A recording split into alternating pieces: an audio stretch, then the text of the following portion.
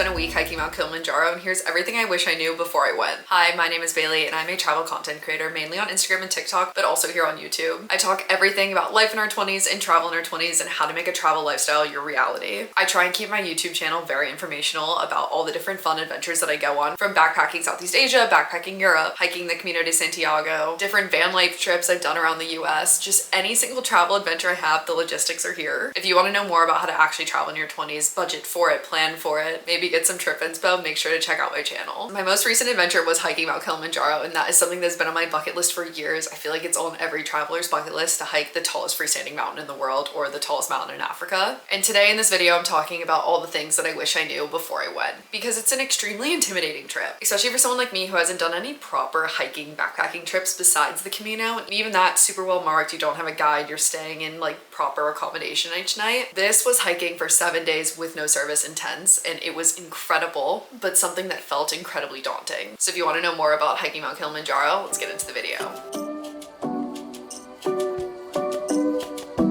There's two things that are going to completely impact your trip. The first is the route that you choose, and the second is the company you choose to go with. For me, I ended up going with Wildland Trekking, which is an Intrepid company, and we hiked for 7 days along the Rongai Route. There was almost no information about the Rongai Route when I was searching. I knew I wanted to do something that was off the beaten path, a little bit quieter, because I had seen so many videos of trails being completely overrun and there being a ton of tents in each of the camps each night, and I just didn't want that as my experience. And so the Rongai Route was the perfect choice for us. We quite literally hiked the whole entire time until base camp with just passing one other group, and it was a group of 3 American guys. And so every night we'd share a camp with them, but that's really the only people we saw until base camp. And I just know, seeing other videos of the Lemosho route and the Coca-Cola route and a few other ones, like they are packed every single day. You're just constantly passing people.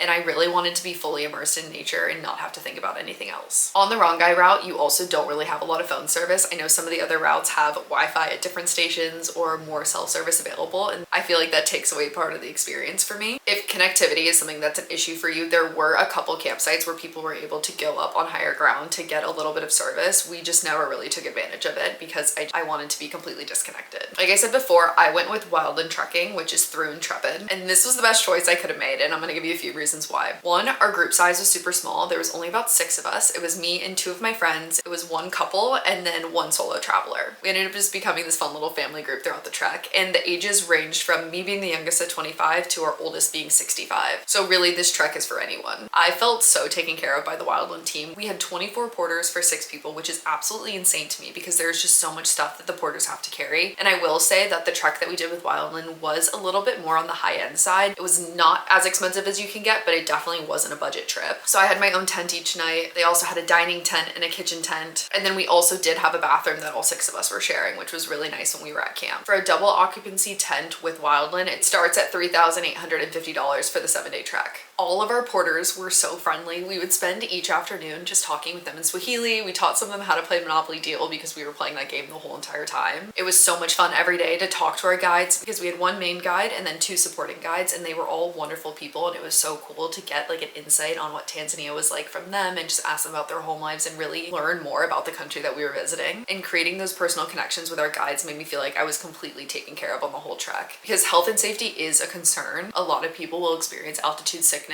or have issues when they're summiting because the success rate of the mountain is 70%, but with the company that we chose, their success rate was 93%, because the longer your trek is and with a guide that knows what they're doing, you're more likely to summit. The third thing I wish I knew has to do with training. I'm already a pretty fit person, so I was never super worried about being able to complete the trek. I more so just wanted to train enough to where I would actually enjoy myself every single day and not be super tired. My training pretty much looked like hitting the Stairmaster for about 45 minutes a couple days a week until about a month prior, and then I was going probably 4 to 5 times a week. The one thing that I really wish I would have done with training is train more of my arms and my back and just get used to wearing a backpack, because on summit night I got about 45 minutes to summit and then had to give my backpack to one of the porters because I physically could not stand up with the backpack anymore. I was so exhausted and my back was so tired. So that's the one place where I really could have improved my experience if I just would have focused on it a little bit more, whether that be doing hikes with a backpack or just strength training that area. I was just not used to wearing a backpack that weighs over 20 pounds for about 12 hours.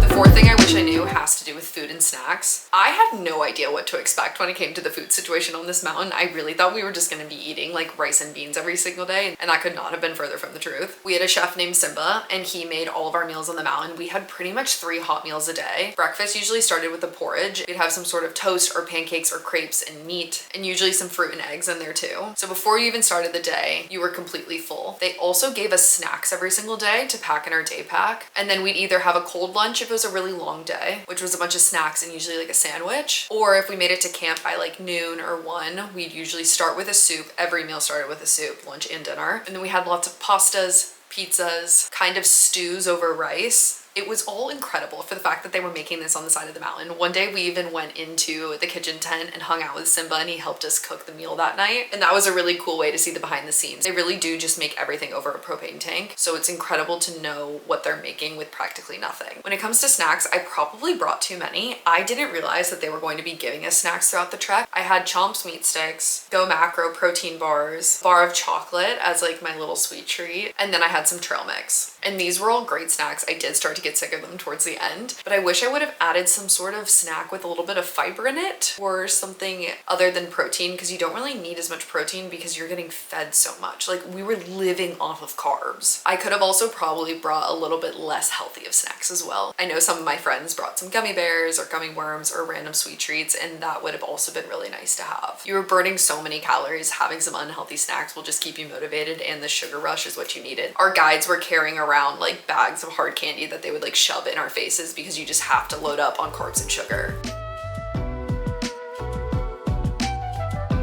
The fifth thing I wish I knew has to do with travel medications. 95% of people, I feel like this is also a me guesstimate, but about 95% of people take some sort of altitude sickness medication before they do the trek, and this is normally in the form of Diamox. So you want to make sure that you have that and you take it as a preventative measure. So every day we were taking 125 milligrams of the Diamox in order to start fighting the altitude symptoms that we might start to experience and trying to get ahead of them, because apparently how Diamox works is that the more that's in your system, the more it's going to help you. So if you can start it early, it'll help you in the long run. Problem with Diamox is that it is a diuretic, and so you just have to go to the bathroom 24/7. You're constantly having to pee, and it's not the biggest issue in the world because you're out in nature and you can find any bush that you pass to go to the bathroom, but it is slightly annoying when you're trying to sleep at night and have to get up 4 different times. Now, the other issue that you face is we were in Tanzania for about 3 days before we got on the mountain, and when you're at the base of Mount Kilimanjaro, malaria is an issue. And so I was taking malaria medications for those couple days that I was on the base, but you have to keep taking malaria medication for days after you leave a malaria zone. So the mountain isn't a malaria zone, but at the base it is. And so I was still taking it on the mountain. Well, some people have a weird reaction when you mix Diamox and malaria medications, and I am some people. So on the 3rd morning, I woke up extremely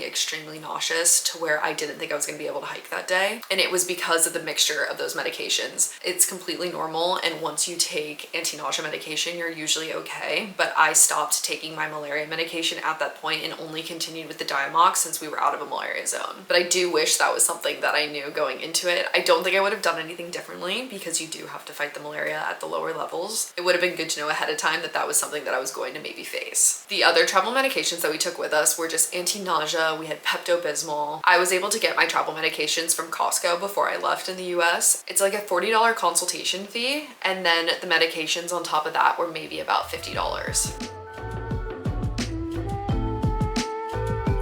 Lastly, when it comes to packing, I'm gonna put my packing list here because I think I did pretty good. The 2 things I just wish I would have known is 1, I wish I had a camp outfit that I was going to keep clean. I didn't realize that every day we were gonna kind of be done hiking by like noon to 1 p.m. and I was gonna need some sort of clean tank top to be able to wear around camp. I don't know why in my head I thought we would be hiking majority of the day, and then by the time we got to camp it'd be like time to put on PJs and grab dinner and then go to bed. That is just not the case at all. You have so much downtime on the mountain. So I wish I had a comfy pair of fleece pants and then a clean tank top that I was never gonna hike in to wear every single day once I got to camp. The second thing is that when you summit, I didn't realize the summit night and the next day when you go and hike down, we're so dusty. You are literally coming down off this mountain, almost skiing with your hiking poles down this volcanic street, and the dust is just getting thrown everywhere. We were head to toe covered in dust. All of my clothes were disgusting after that, and so I just had nothing else clean to put on. And so for the next 2 days, it was just a mess, and everything that was once clean was no longer clean anymore. And so having that one clean outfit would have been really nice to put on. There's nothing you can really do differently about the dust, but just don't bring anything that you really love or don't want to risk getting ruined. That is all I have for today's video, all about the things that I wish I knew before climbing Mount Kilimanjaro. And if you have any questions about the route that I took or what the experience was like in general, please make sure that you leave them in the comments below. I'm going to be doing a whole logistical video about the experience and what it was really like and behind the scenes of every single day.